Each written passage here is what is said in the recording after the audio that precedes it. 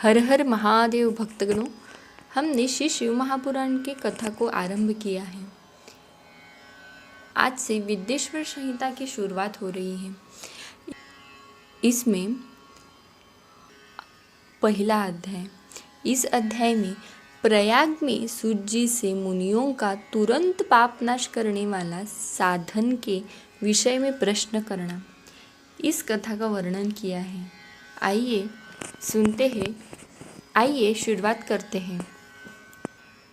श्री पुराण पुरुषाय नमः। श्री गणेशाय नमः, जो आदि और अंत में तथा मध्यम में भी नित्य मंगलमय है, जिनकी समानता अथवा तुलना कहीं भी नहीं, जो आत्मा के स्वरूप का प्रकाशित करने वाला देवता परमात्मा है, जिनके 5 मुख और जो खेल ही खेल में अनायास जगत की रचना, पालन और सहार तथा अनुग्रह एवं तिरोभाव रूप 5 प्रबल कर्म करते रहते हैं, उन सर्वश्रेष्ठ अजर अमर ईश्वर अंबिकापति भगवान शंकर का मैं मन ही मन चिंतन करता हूँ।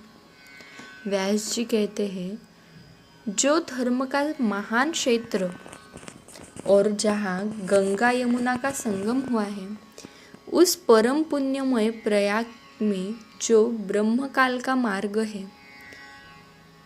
सत्यव्रत में तत्पर रहने वाले महातेजस्वी महाभाग महात्मा मुनियों ने एक विशाल ज्ञान का आयोजन किया है। यह ज्ञान यज्ञ का समाचार सुनकर पौराणिक शिरोमणि व्यास शिष्य महामुनि सूत जी वहाँ मुनियों का दर्शन करने के लिए आए। सूत जी को आते देख वे सब मुनि उस समय हर्ष से खिल उठे और अत्यंत प्रसन्नचित्त उन्होंने उनका विधिवत स्वागत सत्कार किया।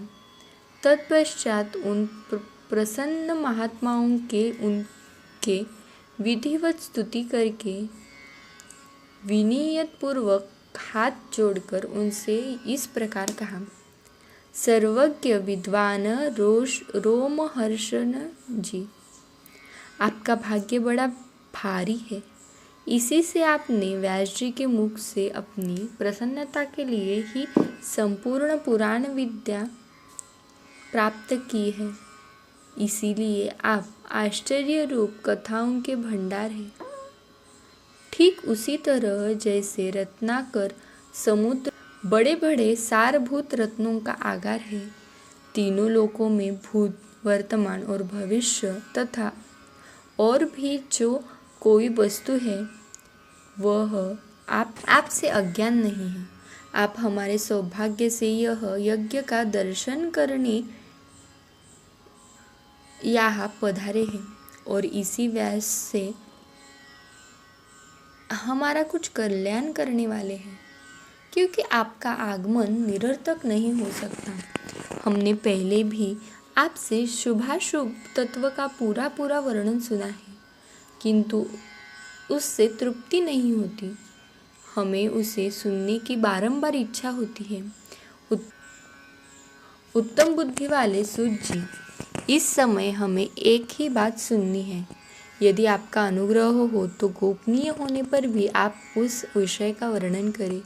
घोर कलियुग आने पर मनुष्य पुण्य कर्म से दूर रहने कर दुराचार में फंस जाएगा और सबके सब सत्य भाषण से मुंह फेर लेंगे, दूसरों की निंदा में तत्पर होंगे, पराय धन को हड़प लेने की इच्छा करेंगे, उनका तत्पर होंगे, उनका मन पराई स्त्रियों में आसक्त होना तथा वे दूसरे प्राणियों की हिंसा करेंगे, अपने शरीर को ही आत्मा समझेंगे, मूढ़, नास्तिक और पशु बुद्धि रखने वाले होंगे, माता पिता से द्वेष करेंगे, ब्राह्मण लोभ रूपी ग्राहक के ग्रास बन जाएंगे, वेद बेचकर जीविका चलाएंगे, धन का उपार्जन करने के लिए ही विद्या का अभ्यास करेंगे और मत से मोहित रहेंगे,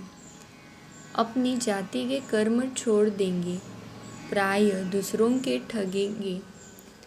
तीनों काल की संध्योपासना से दूर रहेंगे और ब्रह्म ज्ञान से शून्य होंगे। समस्त क्षत्रियों और स्वधर्म का त्याग करने वाले होंगे। कुत्संगी, पापी और व्यभिचारी होंगे। उनमें शौर्य का अभाव न होगा। वे कुत्सित चौर्य कर्म से जीविका चलाएंगे। शूद्रों सा बर्ताव करेंगे और उनका चित्त काम का किंकर बना रहेगा। वैश्य, संस्कार भ्रष्ट, स्वधर्म त्यागी, कुमार्गी, धनोपार्जन परायण तथा नाप तोल में अपनी कुत्सित वृत्ति का परिचय देने वाले होंगे। इसी तरह शुद्ध ब्राह्मणों के आचार में तत्पर होंगे। उनकी आकृति उज्ज्वल होगी, अर्थात वे अपना कर्म धर्म छोड़कर उज्ज्वल वेशभूषा से विभूषित हो व्यर्थ घूमेंगे। वे स्वभावतः ही अपने धर्म का त्याग करने वाले होंगे। उनके विचार धर्म के प्रतिकूल होंगे। वे कुटिल और द्विज निंदक होंगे। यदि धनी हुए तो कुकर्म में लग जाएंगे। विद्वान हुए तो वाद विवाद करने वाले होंगे। अपने को कुलीन मानकर धारो वर्णाओं के साथ वैवाहिक संबंध स्थापित करके समस्त वर्णों को अपने संपर्क से भ्रष्ट करेंगे। वे लोग अपनी अधिकार सीमा से बाहर जाकर द्विजाचार सत्कर्मों में अनुष्ठान करने वाले होंगे। कलियुग की स्त्रियां 5 सदाचार से भ्रष्ट और पति का अपमान करने वाली होगी। सास ससुर से द्रोह करेगी, किसी से भय नहीं मानेगी, मलिन भोजन करेगी, कुत्सित हाव भाव में तत्पर होगी। उनका शील स्वभाव बहुत बुरा होगा और वे अपने पति की सेवा से सदा ही विमुख रहेगी। सूत जी, इस तरह जिनकी बुद्धि भ्रष्ट हो गई है, जिन्होंने अपने धर्म का त्याग कर दिया है, ऐसे लोगों को इहलोक और परलोक में उत्तम गति कैसे प्राप्त होगी? इसी चिंता में हमारा मन सदा व्याकुल रहता है। परोपकार के समान दूसरा कोई धर्म नहीं। अतः जिस छोटे से उपाय से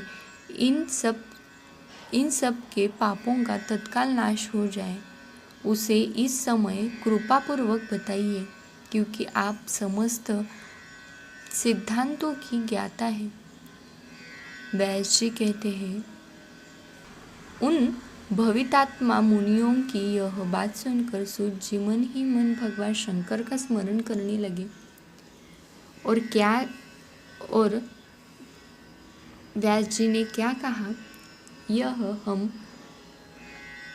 शिव महापुराण की विद्येश्वर संहिता के अगले अध्याय में श्रवण करेंगे। यह अध्याय यही पूर्ण हुआ। श्री सांब सदाशिवार्पणमस्तु। हर हर महादेव।